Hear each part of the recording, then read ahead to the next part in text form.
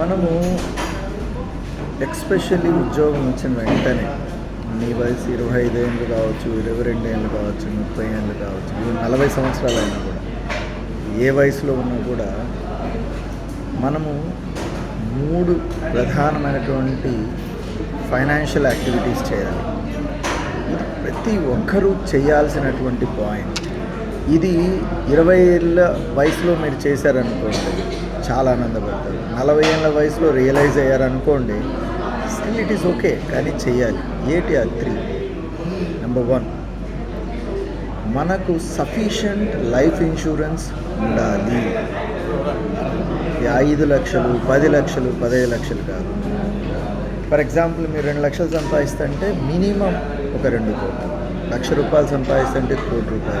ఈ లెక్క ఎలా చేయాలి అంటే, మన జీతానికి ఒక 10 ఏళ్ళు క్యాలిక్యులేషన్ వేయాలి. అంటే మనకు ₹1,00,000 వస్తుందంటే 10 ఏళ్ళు ఎంత, అలా క్యాలిక్యులేషన్ వేసుకొని మనము లైఫ్ ఇన్సూరెన్స్, కన్ఫ్యూజ్ అవ్వద్దండి. లైఫ్ ఇన్సూరెన్స్ అంటే టర్మ్ ఇన్సూరెన్స్ మాత్రమే మాట్లాడుతున్నాం. చాలామంది ఏం చేస్తారంటే, ఈ లైఫ్ ఇన్సూరెన్స్ అని చెప్పేసి యూనిట్ లింక్డ్ ఇన్సూరెన్స్ తీసుకుంటారు. అది ఎటువంటి పరిస్థితుల్లో ఆలోచించుకోకుండా తీసుకోకూడదు. అనాలిసిస్ చేయాలి, తర్వాత తీసుకోవాలి. నేను మాట్లాడుతూ ఉండేది టర్మ్ ఇన్సూరెన్స్ గురించి.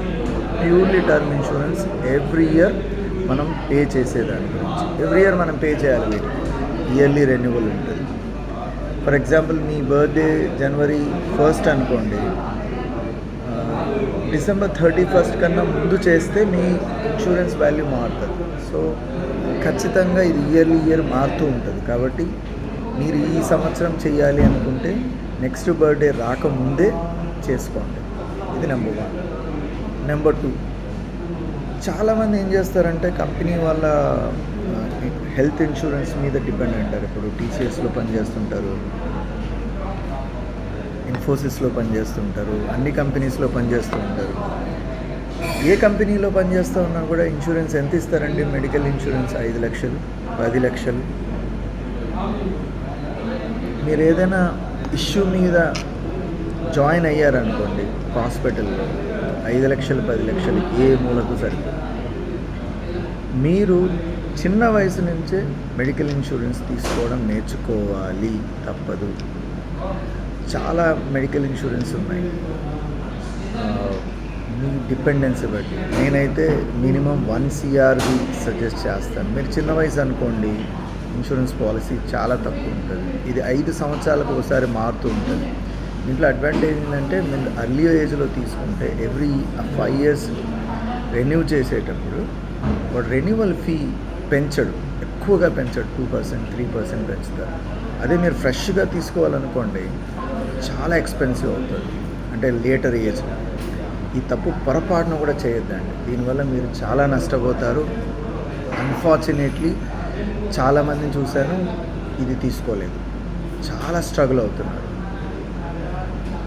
3వది వచ్చేసి, మనకు అమ్మాయి కానీ అబ్బాయి కానీ ఉంటే మనం లాంగ్ టర్మ్ ప్లాన్ చేయం. లాంగ్ టర్మ్ ప్లానింగ్లో చాలామంది ఏం చేస్తామంటే, మన పేరెంట్స్ నుంచి మనం తెలుసుకున్నటువంటి మేజర్ పాయింట్స్ ఏంటంటే, భూమి. మనకు ఒక జాబ్ వస్తున్న వెంటనే ఫస్ట్ మనం భూమి కొంటాం. ఇక్కడ మనము భూమి కొనకూడదు అని నేను అనను, కానీ మనము కాంపౌండింగ్ ప్రిన్సిపల్ని మర్చిపోకూడదు. ఏదైనా ఒక పెట్టుబడి పెడితే ఎగ్జాక్ట్లీ 5 years లోపల డబుల్ అవ్వకపోతే దానికి విలువ లేదు. 5 years అనేది చాలా ఎక్కువ, బట్ స్టిల్ నేను 18% per annum క్యాలిక్యులేషన్తో చెప్తున్నాను. అంటే ₹1 వడ్డీ మనం సంపాదించలేని పక్షంలో మన ఇన్వెస్ట్మెంట్ విలువ ఉండదు. చాలామందికి ఒక డౌట్ వస్తుంది, రియల్ ఎస్టేట్లో మనం ₹1 వడ్డీ వస్తుంది అంటే, ఏదైనా మనం లాంగ్ టర్మ్ తీసుకుంటే వస్తుంది. దాని మీద నేను సపరేట్గా డౌన్ ద లైన్ చెప్తాను. మనం బేసికల్గా ఆలోచించాల్సింది ఏంటంటే మ్యూచువల్ ఫండ్స్.